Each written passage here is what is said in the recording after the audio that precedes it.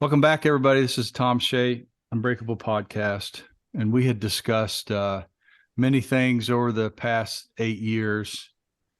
One of the most critical things that seems to be there for everybody all the time is this weird conversation of how can you possibly be in a great marriage? How can you influence your spouse? How can you deal with the day-to-day stuff that happens at home? So today, Stacy and I are going to talk about that taboo subject of marriage. So welcome, Stacy. Thank you for having me. And I think it extends further than just marriage. I think it's really any close personal relationship. Of course, we're definitely going to be discussing a lot of what goes on in a marriage, but a lot of these things, they transcend marital relationships. They can be in other, romantic relationships or the relationships you have with your kids, or the people that matter in your life at all. Yeah, literally. So about 10 years ago, Stacy and I retired from the SEAL teams, and relationships in the SEAL teams are unique. And Stacy's going to talk about what it was from her point of view. But before that, when we got out, we had to redefine our relationship with each other because I literally wasn't there ever. I was gone about 3/4 of the year for 23 years. And I had to figure out what the hell is a relationship. Yeah, it's So, really interesting. There's this when you're in that community, and probably any family who's military, there is this romantic sort of notion of retirement that it's going to be so great when your service member is not going to be deployed or not going on any of these trips anymore. And it is like driving down the road at 90 miles an hour and throwing an anchor out the window. The adjustment is massive for you, for them, for your kids, everything. Like, you just can't begin to anticipate what it's going to be like in many ways, because SEALs are gone 250 days a year on average. When they retire, you're just then learning how to be married. which brought us to the 10-year journey and the conversation of this 10-year journey of what we'd like to share with you. So I got in the business, literally the business of training leaders how to be what I call fucking great in 5 areas. Like, what's your best self? And relationship is one of those 5 areas of life that nobody, literally, I'm going to ask this question after I get done monologuing, and you'll find that the answer is difficult. So here's the question: what is a relationship? Try to answer that. And Stacy and I have been trying to figure out that answer. Not that we'll ever figure it out, but what is a relationship? So, like Stacy, what is a relationship? For me, relationship is a sense of connection to you and your life, your goals, your becoming the best version of yourself. A relationship is a tremendous amount of listening to what the other person wants.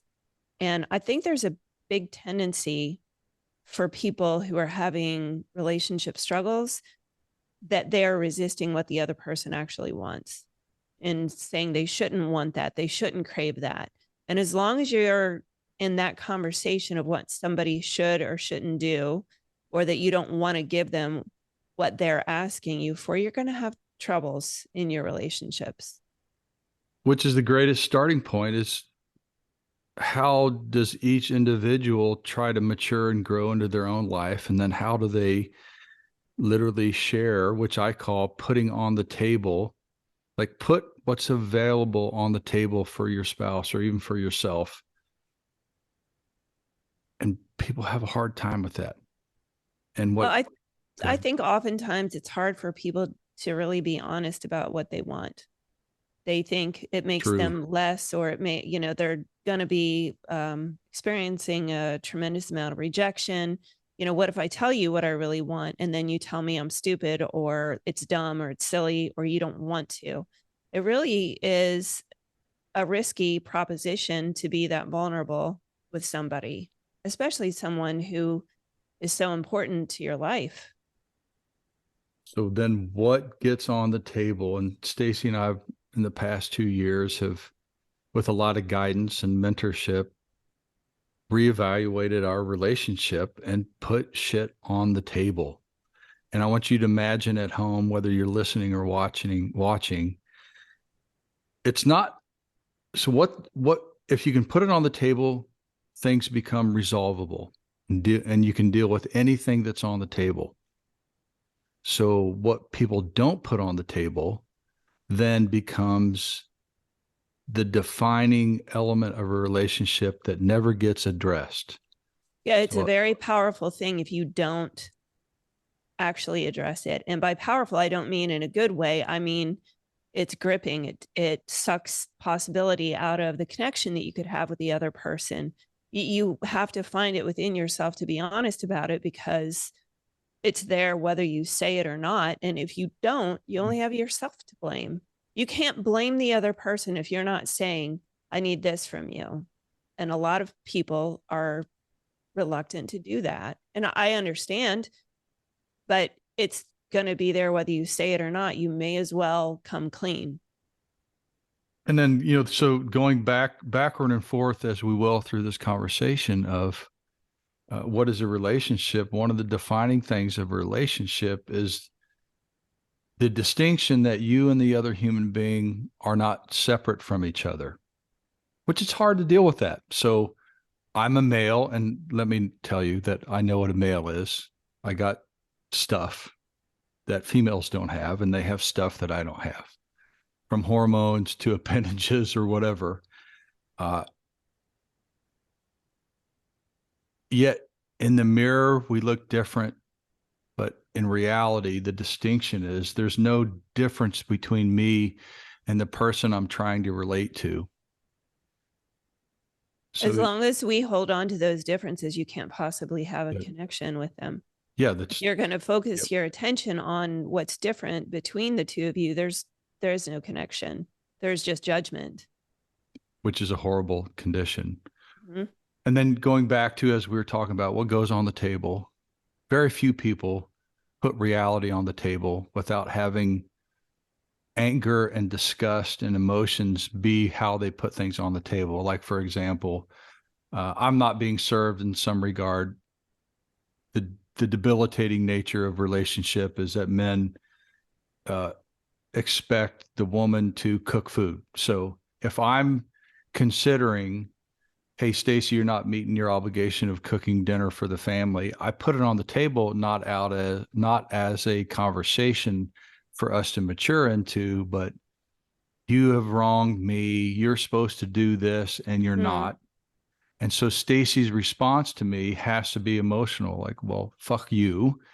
pretty I'm much. tired, or Yeah. whatever. And that puts Stacy into a terrible condition. So it's not what I put on the table, it's what I didn't. Right. And so going back to what I'm not willing to put on the table will define you, us, and everybody listening. What are you not putting on the table with your spouse? All that stuff, yeah, that just came Yeah. into your brain bucket, that will kill your relationship 100%. Whatever it is that you're resisting or putting off or are too afraid to actually address, it's there anyway. And the longer you go without addressing it, the bigger it becomes. Like all consuming is where it's going to end up. So this is, I'm going to shoot Stacy in the face and ask her these questions. And Oh no. I have written down some answers to what I don't put on the table or what I've seen other people put on the table. So the question is, authentically, what have you seen or what do you not put on the table? And I'll answer mine as well. What have you seen that kills relationships from your Oh, vantage point? okay. So you're not talking about between us personally. Oh, You're talking. unless you can Yeah, answer it I'm that like, way. I don't have anything because we really discuss everything. If there's something in my crow, I'm not going to sit on it. I'm going to talk to you about it. So, um, people, here's a big one. So women who feel that they have forfeited a career especially military families. So women who feel that they have foregone their opportunity to have a big career because their husband is serving in the military, and they end up being stationed all over the place without any possibility of continuity for long-term work with any corporation or even getting any work experience. That's a big one for military spouses. So what's not on the table? Resentment? Resentment's definitely on the table in those situations, for sure. Well, I mean, so it's off the table. They don't communicate that with their spouse. So this is a weird conversation to have in an open forum, and we're doing it for Sight everybody unseen. to benefit from. Yeah. When women don't communicate at all that they have given up something, uh, they don't put it on the table. So off the table is resentment and the fact that I want a career or I want something to do other than raise your babies or raise Yeah. our babies. Mm-hmm. One Yep. thing that I've noticed and dealing with a lot. So gosh, Stacy and I have trained over 400 and some, leaders, and this relationship conversation is paramount to our training because nobody else is teaching people how to be in a powerful marriage. Yeah, it's really extraordinary that you have all these leadership companies and consulting firms that go in and manage corporations at the headshed level, and they're not addressing this. Yeah. And we have found that this is the only thing that matters in the end is the relationship. Now, obviously, it's going to be the relationship with your staff and the other people who are on your team, but the most important and immediate need to address is a relationship at home. And then immediately there's a shift in performance everywhere. So in those men and women that we have trained, one conversation that never is put on the table by the men or women is the impact of other opposite sex on their life. So men rarely share with their wives that women hit on them, and women rarely share, whether they're the bosses or the mother who stays at home, rarely share the impact of other men on their life. That never gets addressed. And we're saying that because obviously divorce is the most prevalent destructive force to a company and obviously to your family. And what To the happens, performance of your children, to, the everything. potential wealth of your business and the people that work for you. It's utterly destructive, and it is the easy way out these days. Everybody's accepting of it. Everybody embraces it. Sure, go ahead, just do it. It's also one of the most prevalent conversations of what happened. Other men hit on me, other women hit on me, or wow, I saw an attractive woman. Boy, if I tell my wife about it, may have some meaningless thing to me, but meaningful for her. So it stays off the table, literally as an anchor to a boat that disallows the boat from moving at top speed. Mm-hmm. How do you bring that to the table without destroying the marriage? What we have noticed is that when you can have a conversation, that what we term it as this, what is it like for you? So Stacy, wow, what is it like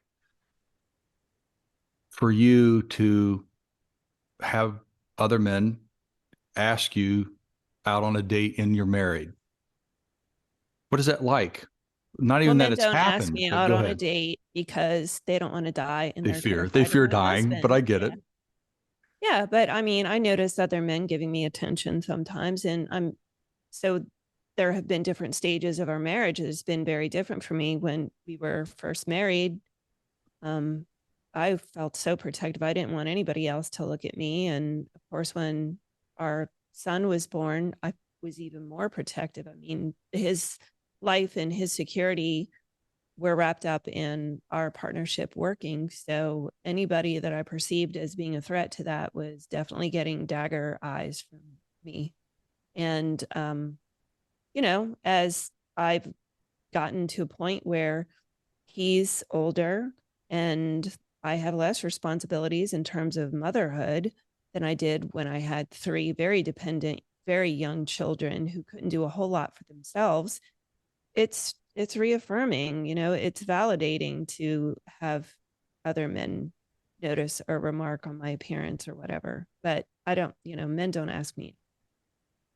Do women ask you out, Thom Shea? It, yes, they do every day that ends in Y. So that was They do Stacy's not. rendition of, what happens to a married woman or a woman, that's a boss and has a family. That's what happens to the woman. Well, and every man's like, well, oh my God, I can't believe we're talking about this. We're talking about it because it's powerful and it's Well, and it's difficult to there, whether share. you ignore it or not, it's there. So what happens to the man when the woman comes and shares that? So a man, many renditions of it is, honey, don't dress that way. Hmm. Honey, how dare you? Or what did you do Or yeah, well, oh my God, to what's bring wrong that with our on? marriage? That am I Yeah. causing this and all that stuff? It still doesn't allow it to be on the table because you literally can't hear it because we make it right, wrong, indifferent, as opposed to hearing what Stacy was articulating, the possibility of something other than the marriage is dissolved. Well, it becomes an immediate threat It potentially does. instead of just that's what happened. And what if you put it on the table? It could be a whole different conversation. And I ask you guys to try to put that on the table if that's there. And so, Stacey, one of the other things that I've seen in training clients is the conversation that they never say to their spouse is, over a period of time and with age, your personal fitness dwindles literally. By the time you're 50, you've probably worked so hard that you've gained weight, whether it's a woman or the man. Or you've lost a tremendous amount of flexibility or muscle mass or endurance. And that never gets on the table, y'all. It doesn't. So it's such, you got to walk around on eggshells. And so the man looks at the woman who's now out of shape and can't say anything about it. And vice versa. Or yeah, It's not 100%. just the woman. I mean, men just let themselves go too. Yeah, and like 2 years ago, with all my injuries, I had literally gained 40 pounds, and Stacy couldn't say anything about it with fear of some reprisal or me going fuck off or whatever the hell SEALs do when they're pissed off and they can't do anything about it. Not just SEALs, it's people. I mean, nobody wants to hear that criticism. I think there's so much is wrapped up in our physical appearance that it's really difficult. And you feel like this person has entered in this relationship for, till death do us part. You can't have them not thinking that you are attractive or healthy or fit. Very difficult conversation to have. So then what happens when it goes on the table? Like, honey, I'm committed to you being the most healthy human being that you can. Doesn't mean can play volleyball at the Olympic level anymore. Doesn't mean you miss fitness like you were. But how can we safely address fitness from performance to appearance without dissolving our marriage? And the woman can come to the man openly and say, listen, fat ass, come on, you got to do something. It's literally you're 100 pounds Well, overweight. What yeah, do and I I think do? if you approach it from I'm committed to your health and your longevity instead of you're getting soft and chubby around the middle, there's a whole lot of possibilities. So everything when you're discussing a sensitive topic, obviously you have to choose your words wisely. Thom Shea, you are a tough, badass man, but I still have to choose very carefully things if I'm going to come to you with constructive criticism. And that tension that is caused by Stacy saying it that way, has to be perfect in her approach, uh, doesn't really hedge it to being on the table. And until you recognize you as a couple, this couple that should be one and or could be one, meaning there's no distinction between the two of you, What if you didn't have to be perfect? What if you put it on the table and they heard it committedly? There would be all kinds of possibilities and what to do from that point forward. Not that we have the solution. The real solution is being able to put it on the table for your spouse, even if it's said wrong. It should be heard correctly. Like, wow, you're right. I am 350 pounds, honey. I Yeah, but didn't recognize wait, it. you're using this word should, which you say I know. it needs to be removed from our vocabulary. So you're putting a lot of onus on the other person without giving context to the value, the infinite value of being able to listen to the other person without judgment. Mm-hmm. Which brings us to and there's a lot of things that aren't on the table. And as you ruminate, everybody watching and listening, as you ruminate on all the things that you have a hard time talking with to your spouse, there are a myriad of problems. You could write them down. So what I've found, and Stacy and I have found, there are three, what I call the three simple things in marriage that will profoundly affect each other, but in a good way. And you'll find them very difficult to do on a day-to-day basis. Simple in concept, very abstract and rough to actually do. What if you shut your mouth and listen to the other person as if you didn't know them? What if I listened to Stacy every morning from a position that I didn't already know her, that what she's about ready to share with me would be an adventure? My adventure would be I need some coffee. Which is her adventure before I get to say anything, is coffee. Coffee. And secondly, what if you didn't share bullshit to them? Yeah, no whining, no drama. No drama, no whining, no complaining. What would you even share? And in training over 400 people, this conversation of listening, sharing, and the third one is intimacy takes 4 hours for people to listen to another human being as if they don't already know them. And then giving them access to sharing something without drama or complaining. Maybe 1 in 5,000 people don't add bullshit to their day when they share. And Stacy and I spend a lot of time fucking that up. Well, I don't listen. She doesn't listen. I share bullshit. She shares bullshit. And then say we get through those two finally during the day. The third one is sealing the deal of a relationship. And I recommend doing these three things, especially the third, every day. I've got to figure out what Stacy's love languages are. I call it intimacy, recognizing that she likes words of affirmation and acts of service. And come to find out, since I listen, she likes touch. And mine obviously are touch and words of affirmation. I hated words of affirmation until Stacy told me that when I finally understand what she's trying to say, it connects us. So I got a deeper sense of her affirming words through a hammer, that it actually gets me closer to her. But it's very difficult for me and for most men to take any type of affirmative communication. And those three things, try them. Literally. And let's recap what they are. Speak without judgment or drama.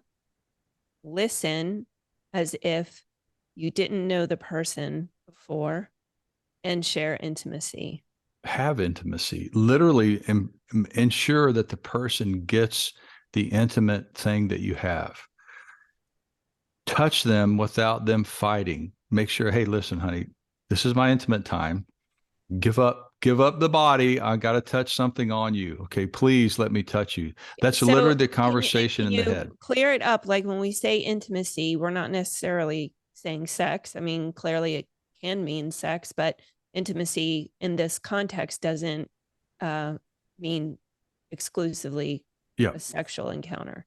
I had to be clear about that with a client because part of the training is those three simple things: listen and speak and have intimacy. They heard that as have sex every day.